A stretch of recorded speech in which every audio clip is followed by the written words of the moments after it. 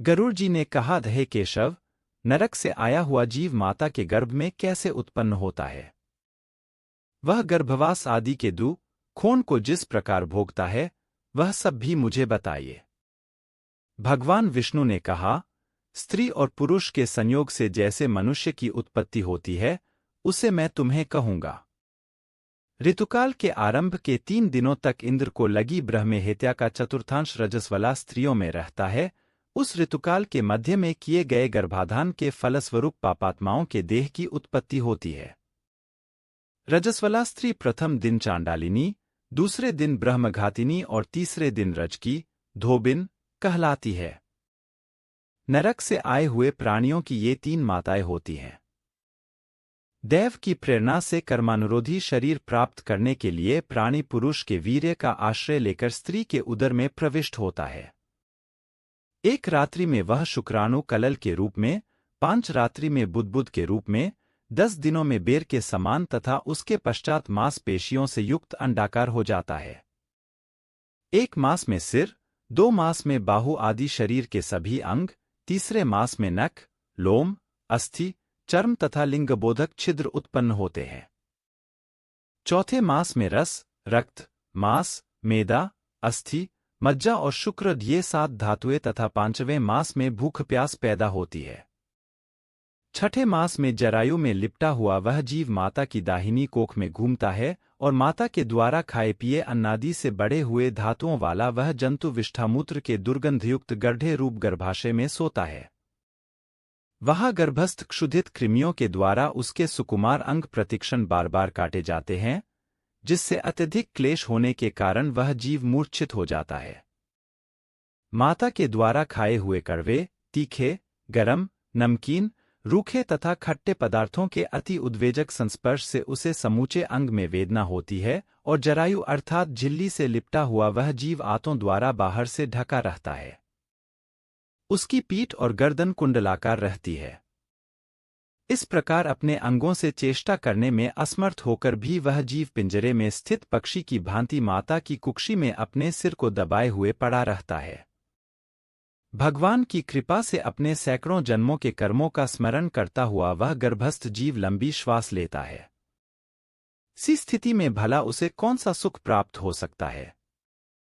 मांस, मज्जा आदि 7 धातुओं के आवरण में आवृत वह ऋषिकल्प जीव भयभीत होकर हाथ जोड़कर विकल वाणी से उन भगवान की स्तुति करता है, जिन्होंने उसको माता के उदर में डाला है।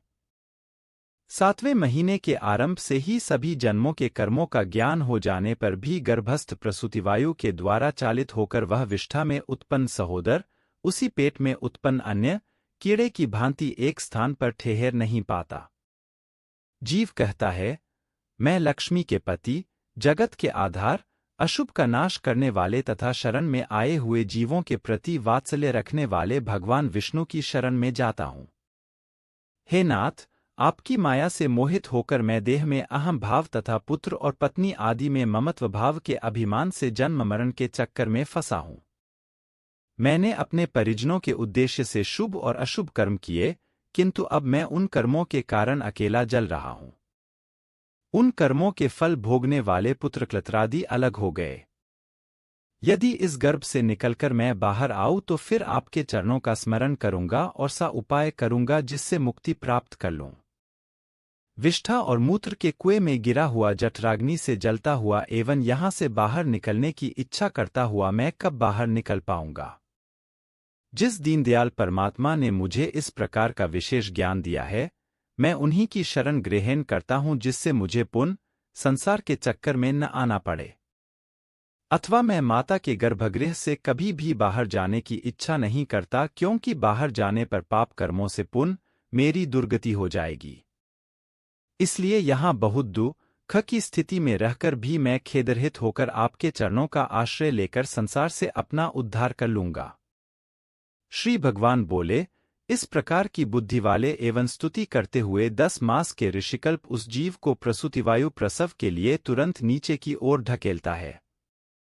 प्रसूति मार्ग के द्वारा नीचे सिर करके सहसा गिराया गया वह आतुर जीव अत्यंत कठिनाई से बाहर निकलता है और उस समय वह श्वास नहीं ले पाता है तथा उसकी स्मृति भी नष्ट हो जाती है।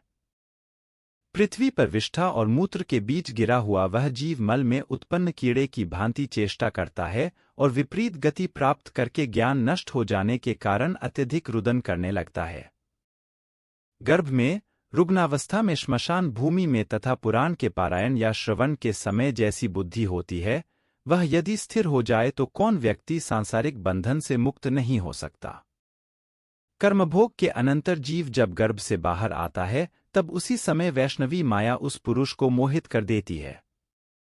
उस समय माया के स्पर्श से वह जीव विवश होकर कुछ बोल नहीं पाता, प्रत्युत शैशवादी अवस्थाओं में होने वाले खून को पराधीन की भांति भोगता है। उसका पोषण करने वाले लोग उसकी स्थिति इच्छा को जान नहीं पाते। प्रत्याख्यान करने में असमर्थ होने के कारण वह अनभिप्रेत अर्थात विपरीत स्थिति को प्राप्त हो जाता है। स्वदत जीवों से दूषित तथा विष्ठामूत्र से अपवित्र शैया पर सुलाए जाने के कारण अपने अंगों को खुजलाने में, आसन से उठने में तथा अन्य चेष्टाओं को करने में वह असमर्थ रहता है। जैसे एक कृमि दूसरे कृमि को काटता है, उसी प्रकार ज्ञानशून्य और रोते हुए उस शिशु की कोमल त्वचा को डांस, मच्छर और खटमल आदि जंतु व्यथित करते हैं। इस प्रकार शैशवावस्था का दुख भोग कर वह पौगंडावस्था में भी दुख ही भोगता है। तदंतर युवावस्था प्राप्त होने पर आसुरी संपत्ति, दंभ, घमंड और अभिमान तथा क्रोध, कठोरता तथा अज्ञान ये सब आसुरी संपदा लेकर उत्पन्न हुए पुरुष के लक्षण हैं, को प्राप्त करता है। तब वह दुर्व्यसनों में आसक्त होकर नीच पुरुषों के साथ संबंध बनाता है और वह कामलंपट प्राणी शास्त्र तथा सत्पुरुषों से द्वेष करता है।